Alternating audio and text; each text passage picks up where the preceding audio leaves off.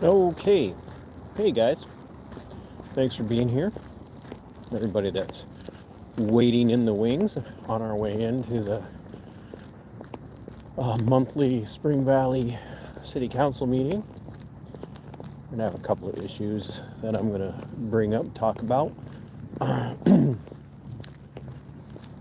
We had a emergency water issue over the weekend that impacted us on Friday, throughout the entire day on Friday going into Saturday.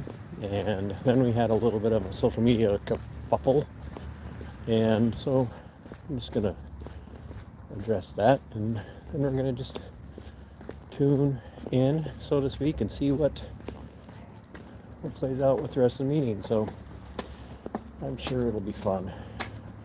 So as you know, we're gonna get in here. It's gonna be quiet before we get started.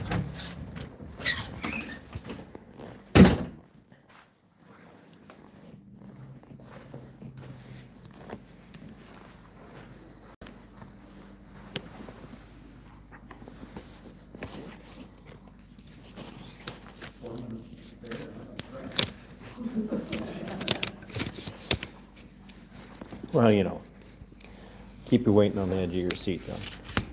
I'm sure you were just, is he gonna make it?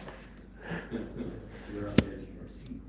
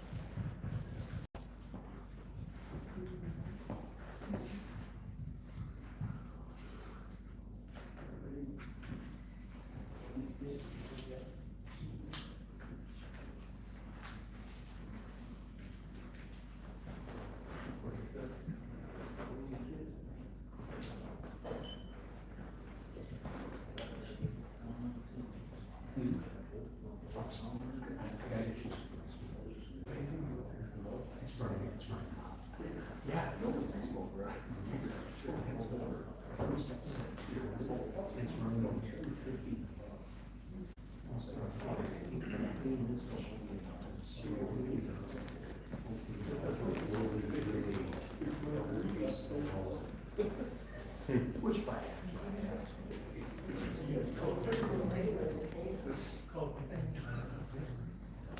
He loses his papers and he writes. Yeah. He doesn't lose his money.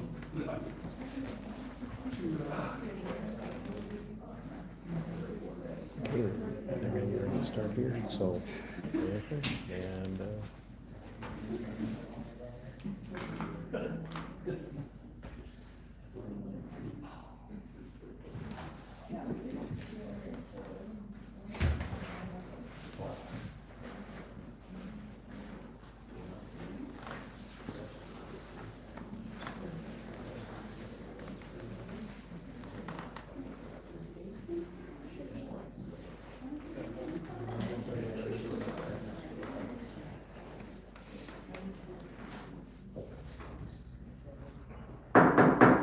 Please rise for the pledge of allegiance.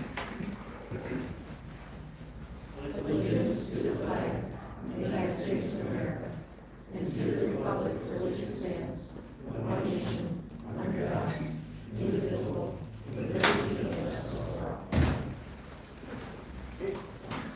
I will call the February 9th, 2026 council meeting to order. All council members are present. Move on to approval of the agenda. I'll move to approve. Second. Motion and second. Any further discussion? All in favor, say aye. Aye. All opposed, same sign. Motion is approved. We got the number 4, the consent agenda, which includes the minutes from the January 12th, 2026 council meeting, February preliminary, and January final accounts payable, Fins and Film street closure, and then also the tobacco license renewals, which include Casey's, Quick Trip, Dollar General, and Smoking Guns.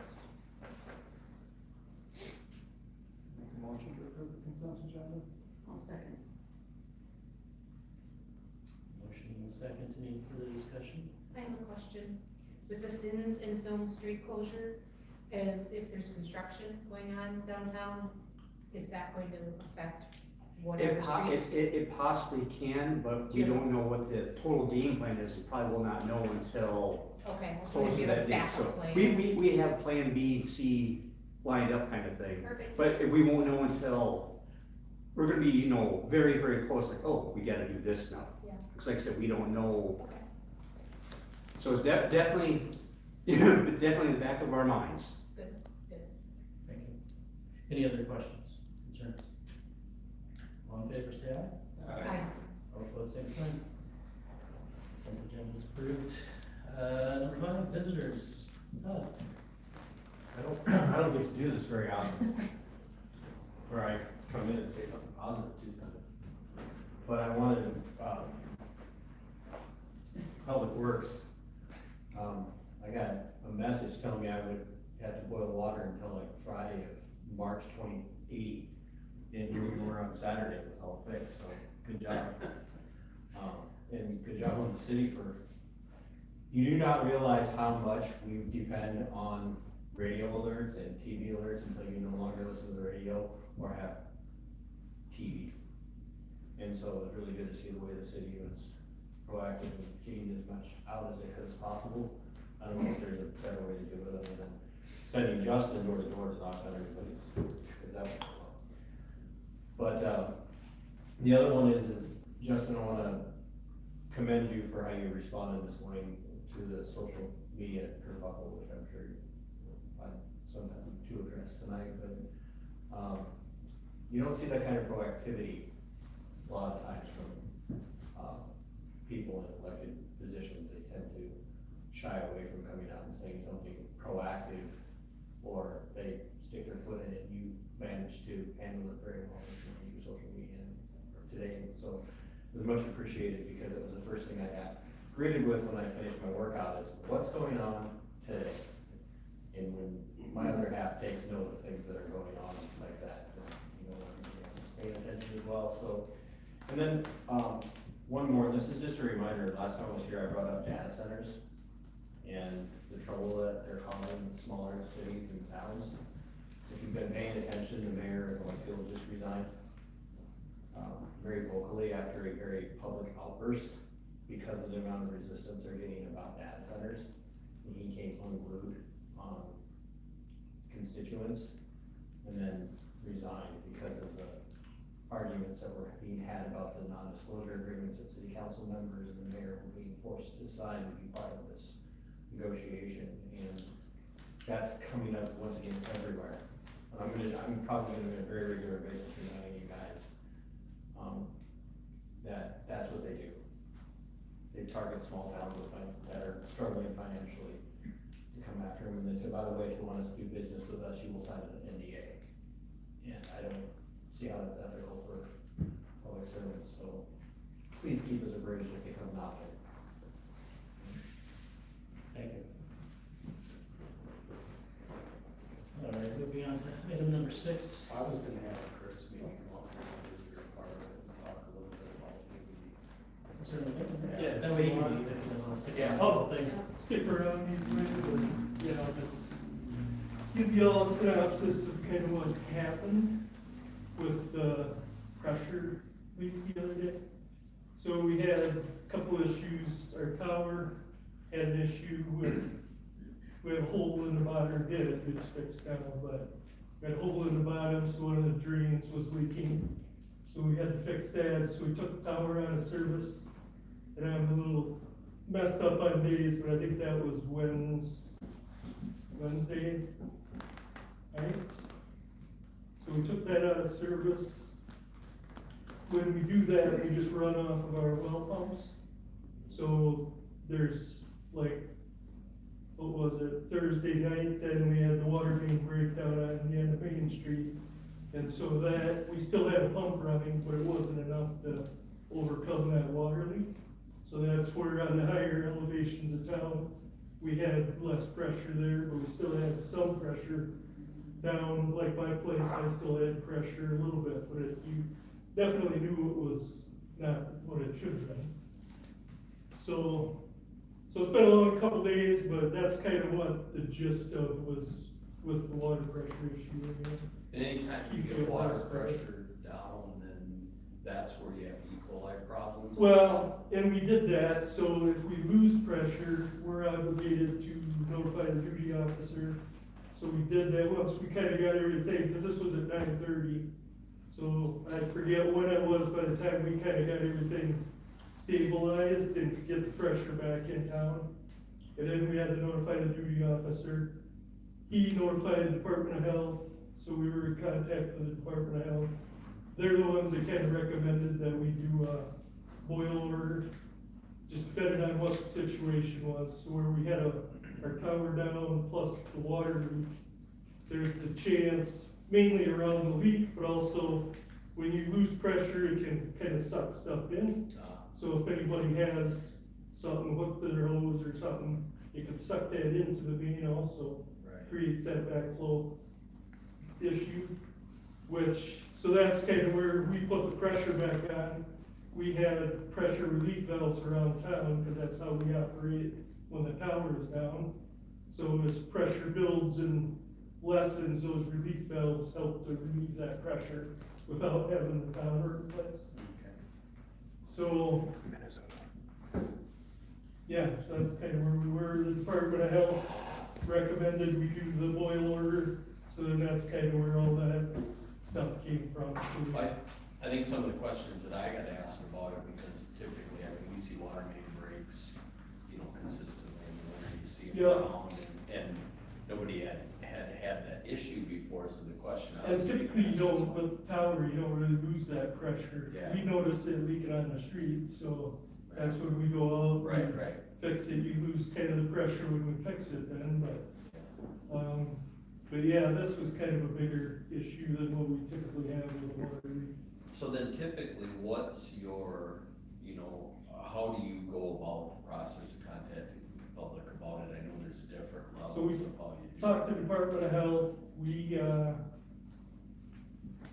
they recommended, we have the notification system that we set up, but obviously people have to sign up for that, and hopefully this is an opportunity for people to know about it. That's part of the reason that I was bringing it up too. So. And that's for utility alerts, is kind of what that is strictly. Our big issue there is in the summer, where we were starting to get hit with electrical issues that we could get into a blackout where we have to shut off sections of town.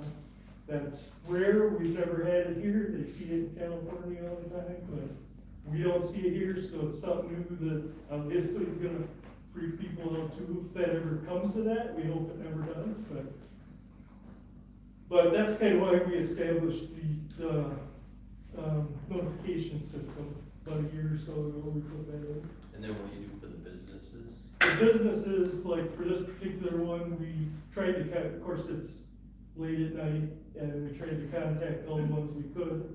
As far as businesses, nursing home, we notified right away. All the businesses that serve food, because they have a major issue now, they have to not serve anything that has water to it, We saw that at Quick Trip and a bunch of the other places that were down even after we raised the order, they still had to go through and clean up all of their stuff in order to serve food again. Yeah, I think they have maybe some different rules too. Overall, chances of anything happening were pretty minimal in a situation like this, but there's still a chance, so that's why we still had to notify and do that boil order alert and all that stuff, so. And who's responsible for the notification? Is it the utilities, or is it the city, or who is there somebody assigned that actually has to do that? Is it you? We've never really come to this, so it is me, I've done it. If the city wants to be involved, we could definitely, in a situation like this, it'd probably work better because this is a minimal thing that happened this time. If we didn't get the pressure back, we were out of pressure. that would have been a whole different, a lot worse situation. Right. If we ever get into the blackout type situation, those are some serious issues that, you know, can create a lot of havoc. Not that you can't live without power, but, you know, they just create a little bit of chaos for people that aren't used to living without power for a couple hours. Yeah, right. So I did all the notifications as far as, we put it on the Facebook pages, and we notified all the businesses personally as much as we could. I think if we couldn't, we left a message on your door, I believe. Tim kind of ran around doing all that, while I was trying to get the stuff with the state up to stuff. Yeah. And then, we did something else. Okay, well, we had a notification system that we did. Right. And obviously, I'm doing that, so it's not perfect, because we're in the middle of a chaos, and Yeah. I gotta get away from that to go and send a message and all that type of stuff. Well, that's why I was wondering if it was something that, you know, like if it wasn't in the office over there do, or if it's assigned to somebody in general, just because, yeah, if you've got a lot of stuff going on, Yeah, that and takes we're- away from what you're trying We're to do. small, so it's hard to have like a specific staff person Mhm. do something like that, which would be nice at times, but, you know, in a small town like we are, it's hard to do that.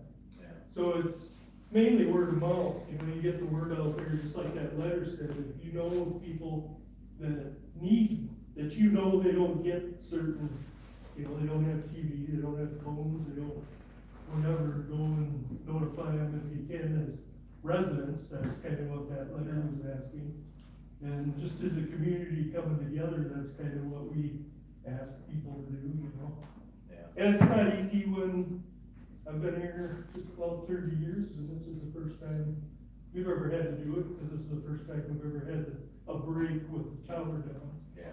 Because we do take it down periodically, people usually probably don't know about it, but we clean it every couple of years, and when it's clean, that's when, you know, we're running off these pumps, and it's typically in the summer. It's not when it's negative degrees out, but.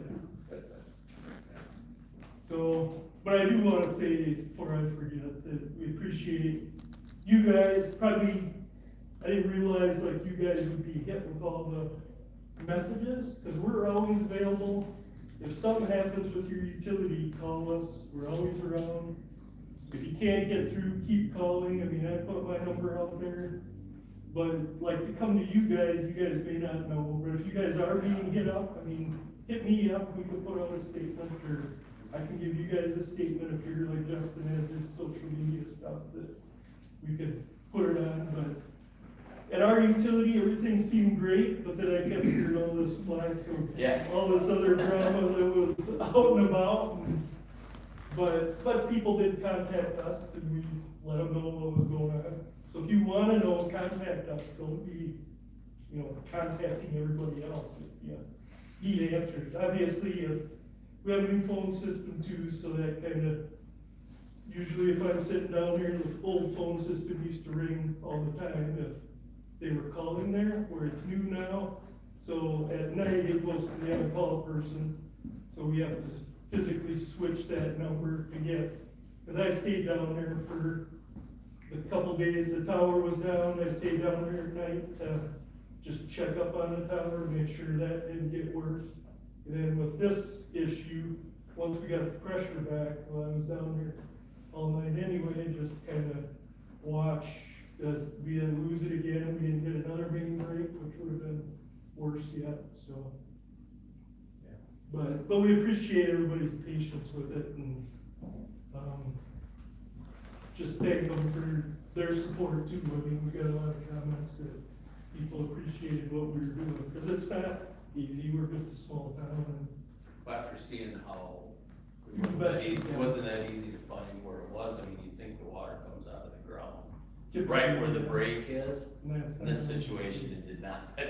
And we'll usually, lately, we've been getting a guy that'll come up and locate them for us. Just like this, we had the time to do that, but a lot of stuff going on, I think we just missed that. Or typically it is, if it's coming up, you see it bubbling up in the boulevard, that's usually where it is, but it's been a long time since we had to chase one more than probably 5 feet, you know. But we still, a couple hours, we had that fixed, and then it was just waiting for that notification to drop off. Well, I was gonna wait till the end, but I'll just say it now, and get out of the way. Thank you and your whole crew for everything that they did, and jumped in and got a quick fix to it. Of course, the testing took forever, but it's Well, it understandable. was 24 hours. 24-hour test, and so you gotta, cause they test for bacteria and stuff, so. So, I would encourage all community members, if you have questions, utilities, corporates.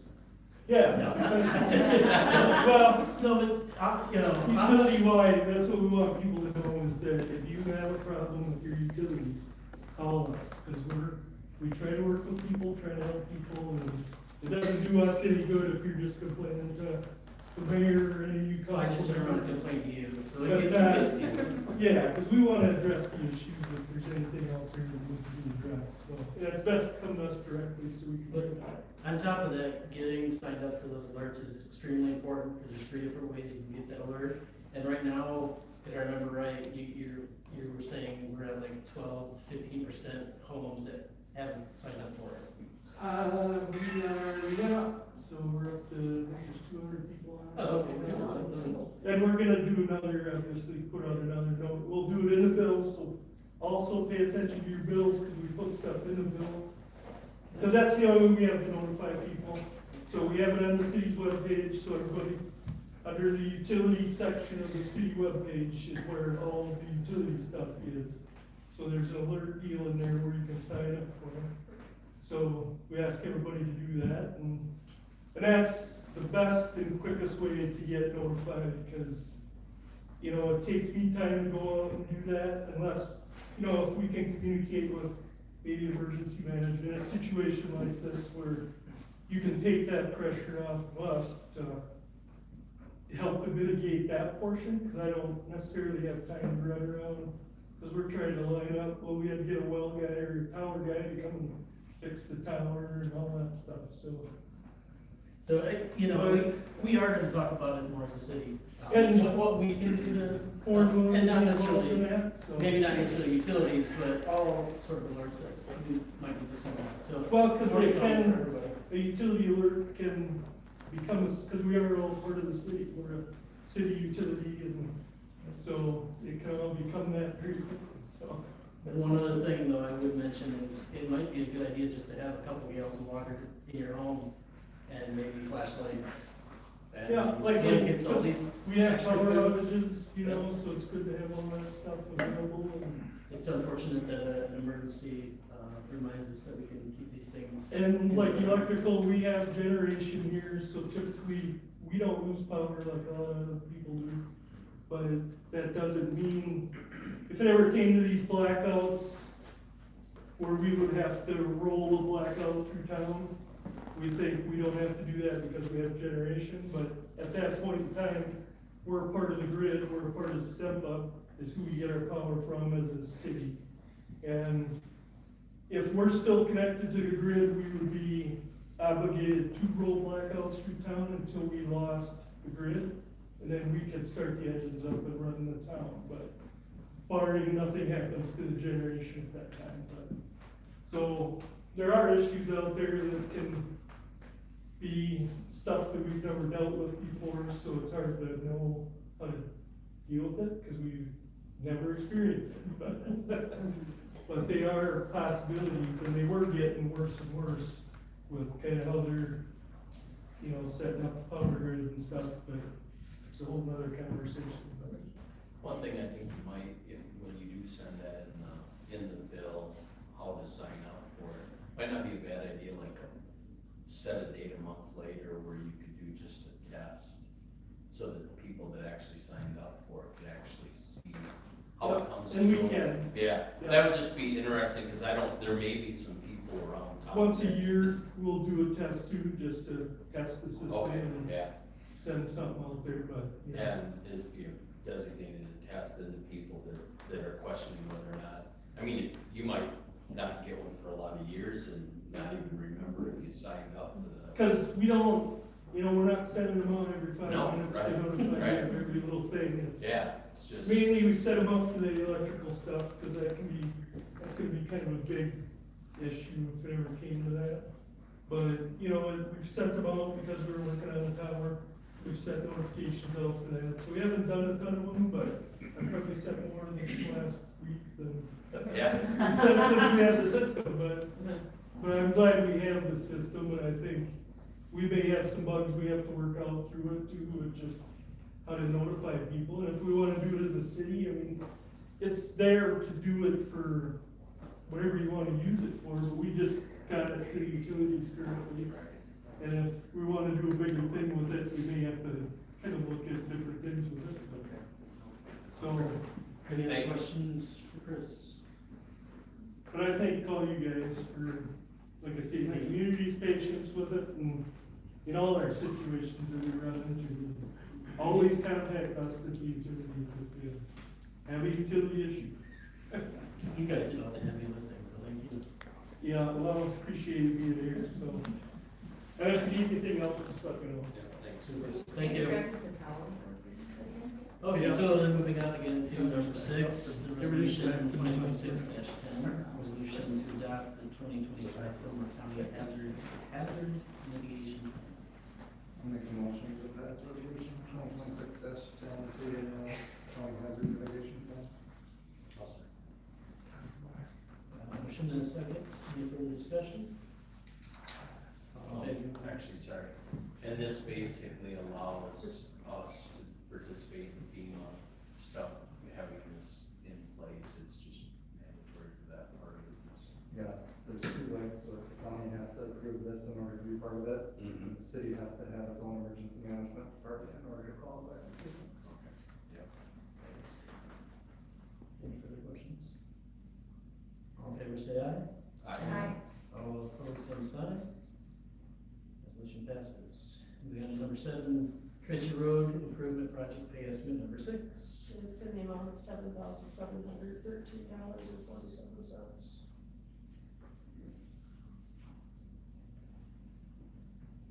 I'll make a motion to approve the estimate number 6, Tracy Road project. I'll second. Motion and second, any further discussion? Is this last one, how close are we to the end of it? No, this is just for the work that's been completed, so.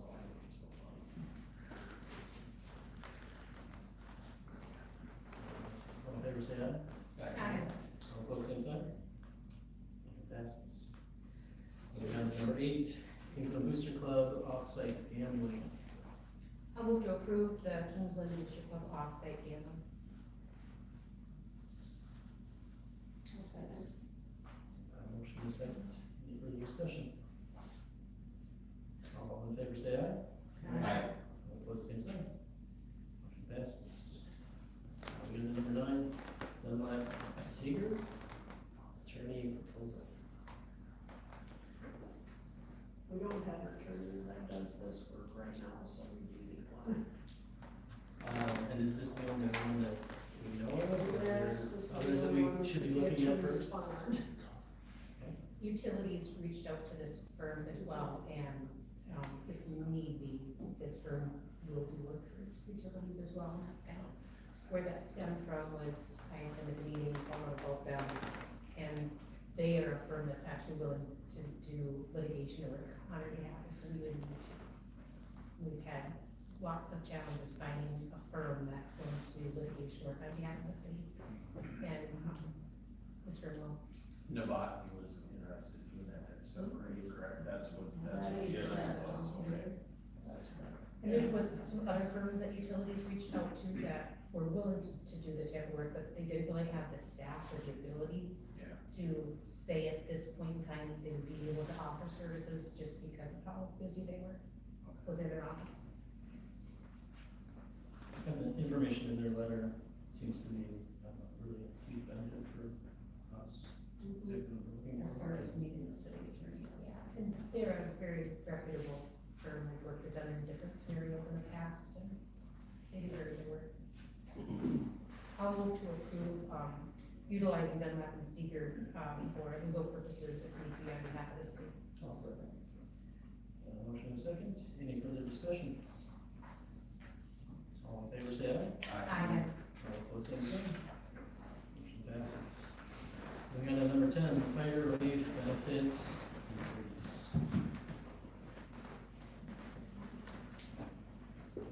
That still works.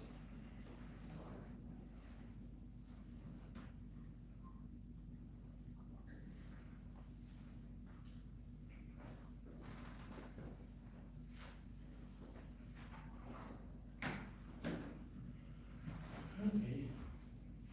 Talk about some numbers here. Mitchell from Fire Relief, so I'm the treasurer, so I get a job of looking at all the numbers. So we're looking to ask for a increase in our benefit level for our retirement. Currently, we're at 2,700. Number right here shows that. So this page is kind of some projections just of where the state allows you to do. These are all rough estimates because we can't predict the future, and that was one thing that the state chooses up here to say that it's just projections. So we're asking for a $300 increase, so we go to 3,000. The numbers that I plug in here are, I just factored a 5% rate of return in year 26. I feel that's very conservative with just what markets have been going, but I'd rather be on the more conservative side.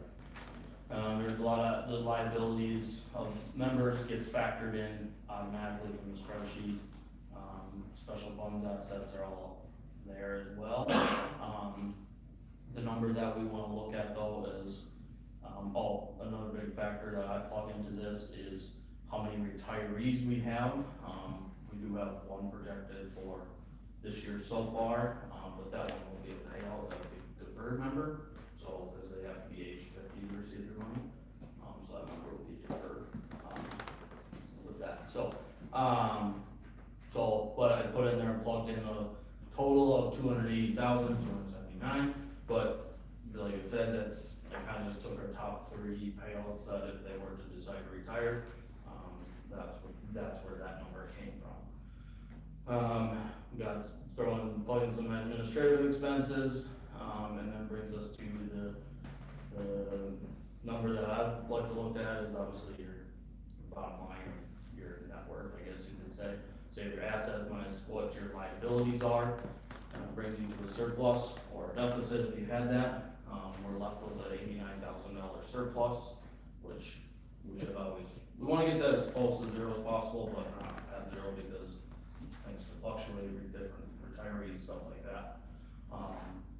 But it's all $89,000 surplus, and then what required contribution, you want to make sure that's a zero because we come to you guys, because the city is the overseer of this benefit, and so if there were to ever be a contribution needed, that would be on the city, right? But we have a actively managed investment portfolio, so with that, we capture a lot of the market fluctuation or gains. We'll also get fluctuations in that, but so required contribution is zero. And then, okay, let's factor that out even further, go to 2026 with I just plugged in, let's just, okay, $300 increase, see what that looks like again, at a 5% return. It still brings us to a surplus of 83. I also factored in 2 retirements the following year into that number as well. And it still leaves us at the surplus is $8,300, so we're getting close to that zero, but the required contribution is still zero. There's just big factors into this that, like, I can't change because the state requires you to put them, but like the state aid that we get, those numbers are automatically populated, so I can't change those. And like, our number that we received for 2025 was higher than what this was calculated, so that just depends on the state and factors that come out of that. So market fluctuation and everything, I mean, there are all factors and changes into this. So questions? We ever go through a stretch where the market's we see kind of a downtrend for a while, have you ever went the other direction with it, or? It's probably not I think it was before my time that there was a contribution. We've had retired contributions in the past. Yeah, you need to keep in mind, if in 2027, say there was 5 retirees instead of what Mitchell has there, and between the two of them, they owed $120,000. Once that 8,300 is gone, the remainder of that is on the city account. So there's two sides of that, like, they're all factored into that, right? Like liabilities are factored. So it's not that we're just sitting here waiting magically and then all of a sudden we have to pay somebody $100,000. Like, that's where this liability comes from, is based off of every single fire member that's in the relief.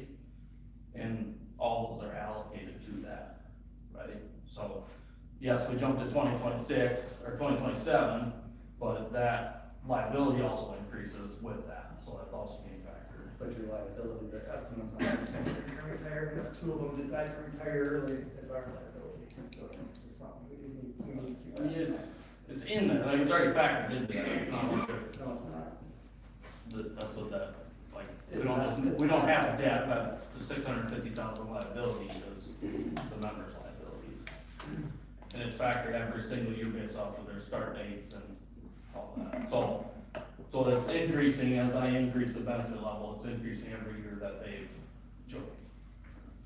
So it's increasing that liability. That's what this is factoring. How many years do you have to have in?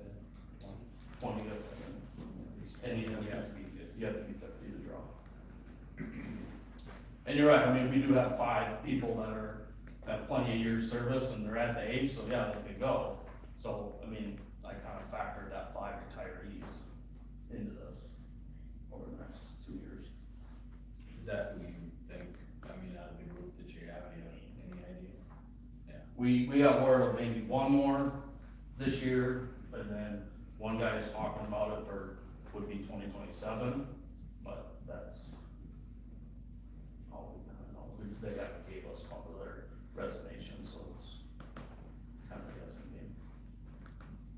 So if we did a makeup in 1 year in the past when we've done that, did we recoup it back from them?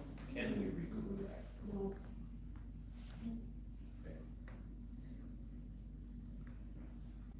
The state aid that's received, are there certain requirements in order to receive that? Do you have to have a certain number of firefighters? Do you have, what are the? You just have to follow the state's like auditing procedures to get that, and their dates and all that stuff, so you just have to, we just crossed the threshold that the state puts out, so we'll have to turn an audit this year to them. We've always got an audit, we just continue to get one just because it's a good practice to do. Right.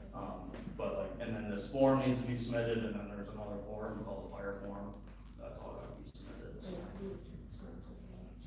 Yeah, Okay. so that's really there's not a number of firefighters that needs to be required, so. Sure, okay.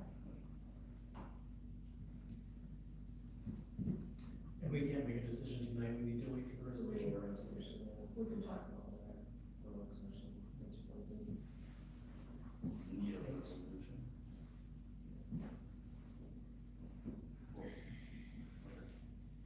But we got one after the last year's meeting, so that's what.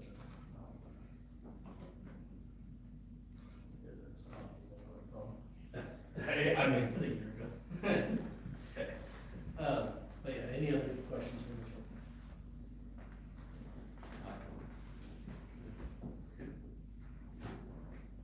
So it'll be tabled till the work session, further discussion? Like, we would probably discuss it more there, and then at the meeting that night too, or do that or the following week. Thank you. So I'll make a motion to table the fire relief benefit increase until a future meeting. I'll second. Motion is second, any further discussion? All in favor say aye. Aye. Opposed, same sign. Motion is tabled. All right, moving on to 11 with the reports, public works. Written report has been submitted ended, but I just wanna commend, all of the members of the utilities department on, working together to resolve our water issues timely and efficiently. Good job. I know it was a very unique situation that came about, so it was handled very well. And just to encourage residents to please contact the utility department with questions, concerns about utility issues. That's where you're going to get your most accurate answers and probably the most timely answers. So reach out to them directly if you have concerns, questions about any utility type issues. And please sign up for the alert system. There's a huge benefit to it that you can be alerted quickly about various scenarios that take place within the city.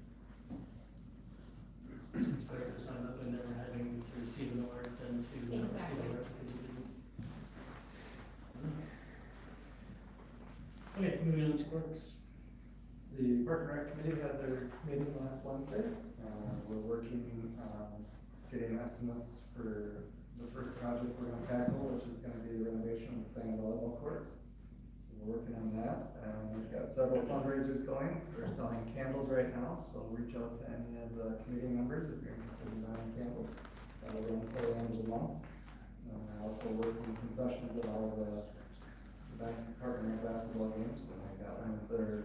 And that's the other thing, John, I want to mention is the last tournament in town is this Saturday. So it'll be the end of that. And then the other thing we wanted to bring up is with 5 wins no longer being the event center and being the exercise place, the community center is really seeing an increase in bookings, and it's pretty much in use all the time now. All right. See all report, anything to add? No. And library report as well. She posted a written report, I think we talked about this last time, the project, the outside project looks like it probably will start in April or May. So all the funding and stuff is done for that. They had a little issue with the student here back sometime, I don't know if anybody heard about that. They had to call the police for that, so thanks to their staff for actually handling it. I mean, that's quite a bit to ask for some people who work part-time and then have to deal with it, because I don't think Melissa was there that day when it happened, so. But they called the police to take care of it. Deputies come in and take care of it, so. And that, I think that's it, just both things and readings and everything else seems to be going good. Ambulance, Sue? Hi. Yeah. We had, 44 calls and 46 patient contacts last month, so it continues to be busy. And as usual, I wanted to thank our crew because, during that time, we had 4 times where a second truck didn't go out. And, thank you to our crew, they're great. And everybody should be looking for people that they think would like to join the ambulance and just send their information my way. Mike's way, Lucy, get ahold of us. Hoping to have a class come fall. We'd like to have a full room for that class. Any questions?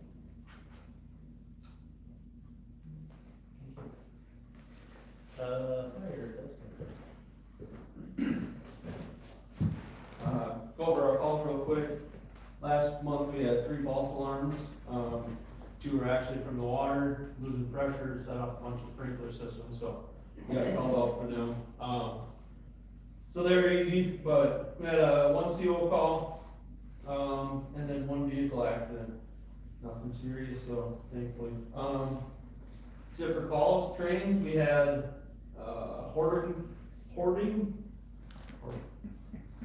fires. That was kind of a cool training to go through, see what to expect on some of that, we ran into them, and they're not as extreme as the training showed us, but the extremes are out there, so that was nice to see and, learn some new techniques with that. And then we did our EMR refreshers class again, so that's it. Where are we at with the trucks? So we met with the rural, went over a lot of stuff. We're getting the truck committee together to talk, re-meet with the rural and Deb and Justin, and then go from there. As far as, Don't know which way. correct. I mean, So there's some more talk that needs to be done, with the truck committee, the rural, and, Deb and Justin, or the city, whoever wants to be there for that, so. Hopefully I'll have an update after we do, we're gonna do another special meeting with the rural department and get together there, so hopefully I'll have more info after that happens. So. Anything else? All right, we move to council updates, Brent? I'd like to thank Sue Crawford for coming to our church and actually doing AED. We got a new one at our church and she came in and did training for us, so besides all the crap those guys do day after day, she still comes and does stuff like that, so you gotta appreciate her.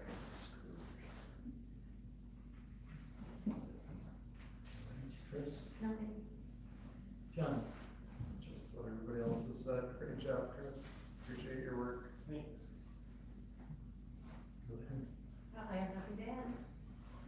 All right, so I've got a few things, try to keep this brief so we get out of here. First off, let's see, this Wednesday, the 11th, 7 PM, at the Community Center, we'll have a town hall. I'll be joined by Luann.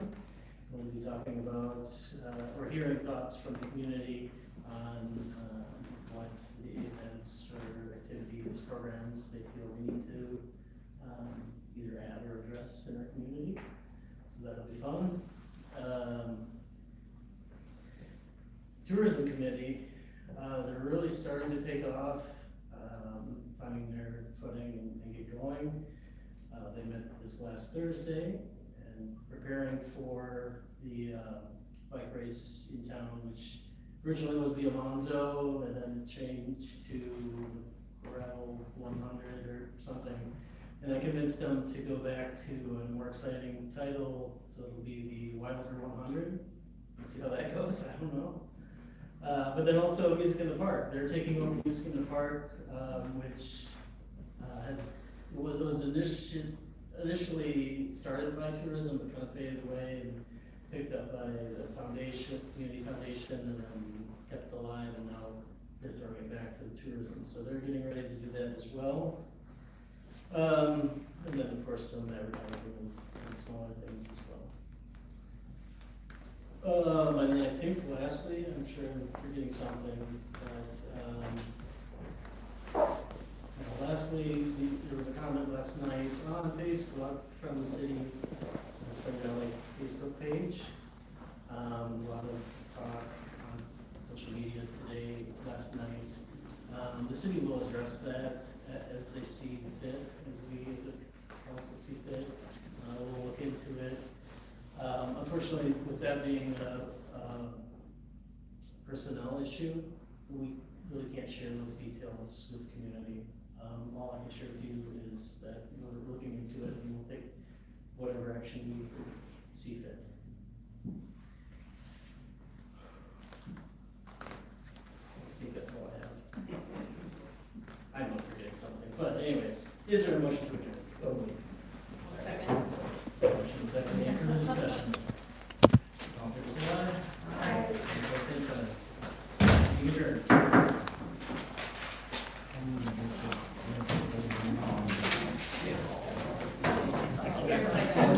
No, yeah, long enough.